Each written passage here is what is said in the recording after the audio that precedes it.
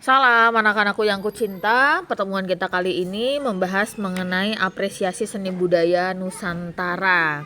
Mari kita perhatikan baik-baik. Baik. Dari pengertian apresiasi itu adalah memberikan penilaian, memberikan penghargaan, dan menikmati proses penghayatan. Nah, apresiasi itu yang pertama adalah memberikan penghargaan terhadap sebuah karya seni. Selanjutnya, dari apresiasi kita ini kita bisa menunjukkan nilai atau bobot karya, apakah karya itu sudah pantas dipamerkan atau tidak. Selanjutnya, apresiasi yang kita berikan itu juga disebut sebagai penghargaan terhadap proses yang dilakukan oleh seniman. Ada dua sudut pandang yang bisa kita pakai pada saat kita memberikan apresiasi kepada sebuah karya seni. Yang pertama adalah sudut pandang sudut pandang subjektif, di mana penilaian ini dilakukan berdasarkan kesukaan pribadi masing-masing dari yang melihatnya. Sedangkan sudut pandang objektif itu yang kita apresiasi adalah fakta-fakta karya atau kondisi-kondisi karya yang sedang kita lihat. Selanjutnya, apresiasi ada dua pendekatan yang bisa kita pilih salah satu. Yang pertama adalah apresiasi dengan pendekatan aplikatif. Pendekatan aplikatif itu yang kita nilai itu ada 3 poin. Yang pertama adalah tentang keunikan dari karya tersebut, teknik, lalu bahan yang digunakan. Di dalam pendekatan aplikatif itu tidak membahas apa makna dari karya tersebut. Selanjutnya untuk pendekatan kesejarahan yang kita bahas juga ada 3 poin. Yang pertama adalah terkait apa faktor-faktor yang memicu seniman itu membuat karya seni tersebut. Nilai-nilai sejarahnya yang terkandung dalam karya seni tersebut, dan kisah perkembangan karya tersebut itu sekarang posisinya sampai di mana. Selanjutnya adalah level apresiasi. Ada 3 level apresiasi. Yang pertama adalah apresiasi empatik atau simpatik, di mana kita memberikan penilaian sebuah karya seni itu berdasarkan apa yang kita lihat oleh indera mata kita, dan biasanya dilakukan oleh orang-orang awam yang belum terlalu mendalam memahami tentang karya seni dan seni ya. Selanjutnya naik di level estetik, di mana kita harus menikmati dan mencari makna atau nilai-nilai yang tersirat dalam karya tersebut. Melalui apa? Melalui pengamatan yang mendalam.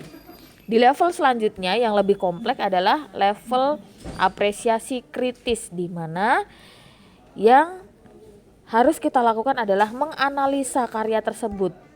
Oh, ini komposisinya bagaimana, dia masuk kategori aliran apa ya, proses pembuatannya bagaimana. Semua harus detail sesuai dengan kaidah dan komposisi seni. Nah, biar kalian bisa berpikir lebih rinci, kita breakdown menjadi bagian-bagian kecil. Apa saja sih aspek-aspek penilaian yang bisa kita pakai atau yang bisa kita soroti dalam kita mengapresiasi seni.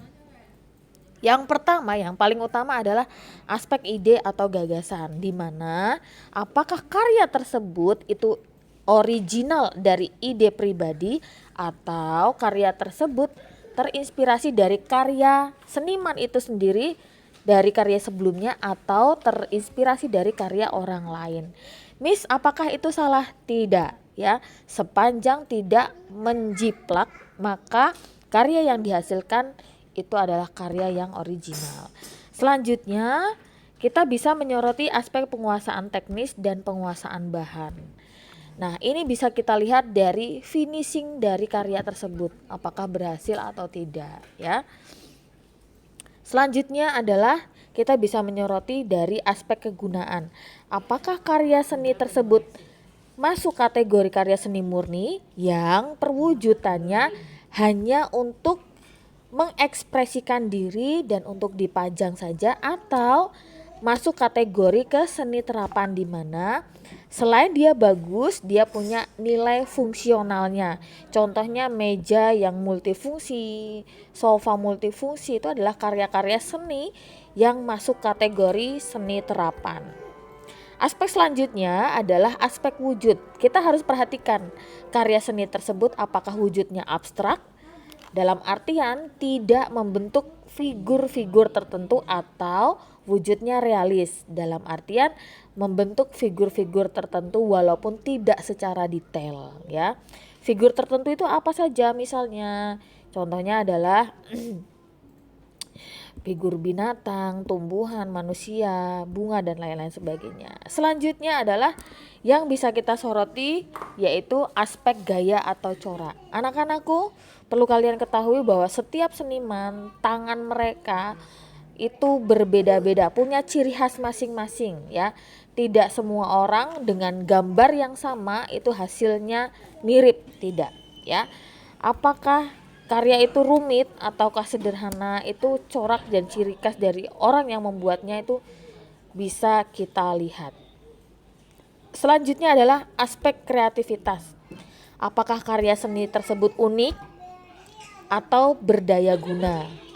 Unik dalam artian seperti di gambar itu ada seorang seniman di Eco Green Park Batu Malang, itu dia mengumpulkan sampah-sampah elektronik dan merangkai dengan sedemikian rupa sehingga membentuk sebuah objek yang menarik perhatian masyarakat sehingga banyak sekali orang-orang yang berkunjung di situ. Kalau karya seni yang berdaya guna itu ada dia bisa digunakan untuk hal-hal lain. Misalnya saya pernah kemarin lihat video seniman dari luar negeri, dia mengumpulkan sampah plastik lalu mencairkan sampah plastik itu menjadi, lalu dicetak menjadi paving dan hebel. Nah, itu adalah karya-karya seni dari barang-barang yang tidak berguna tapi menjadi dia berdaya guna, menjadi bentuk yang lain yang bisa digunakan. Selanjutnya, hal yang bisa kita soroti pada saat kita memberikan penilaian sebuah karya seni adalah apakah karya tersebut sesuai tempatnya. Apakah itu di museum, di pameran, atau di tempat umum. Begitu ya nak ya. Saya harap dari sini kalian bisa paham dengan apa yang saya sampaikan. Demikian yang bisa saya sampaikan. Saya akhiri, selamat pagi, siang, sore, sampai jumpa, salam.